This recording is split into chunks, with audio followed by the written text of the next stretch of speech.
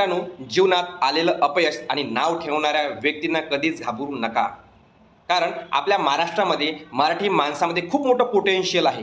छत्रपती शिवाजी महाराज ज्यांनी 8 ते 10 वर्ष प्रचंड मेहनत घेऊन कणभर मावळ्यांसोबत मनभर मुघलांसोबत लढले, तेव्हा 8 ते 10 वर्षामध्ये जेवढे काही किल्ले होते तेवढे अर्ध्यापेक्षा जास्त किल्ले त्या औरंगजेबाला द्यावे लागले. तेव्हा बरेच लोक नाव ठेवायचे, आता राजे शिवाजी महाराजांचं काही खरं नाही आणि त्यांना आग्र्याला सुद्धा जावं लागलं. पुन्हा आग्र्याहून सुटल्यानंतर शिवाजी महाराजांनी पुन्हा होते नव्हते किल्ले तर मिळवलेच, त्यापेक्षा जास्त किल्ले शिवाजी महाराजांनी जिंकले.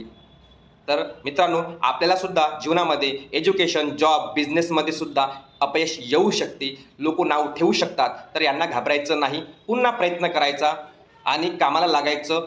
निगेटिव्ह विचारांपासून दूर राहायचं. नेहमी पॉझिटिव्ह आणि सकारात्मक विचार करायचे, मेहनत घ्यायची आणि छत्रपती शिवाजी महाराजांसारखं स्वतःचं साम्राज्य उभं करायचं. धन्यवाद.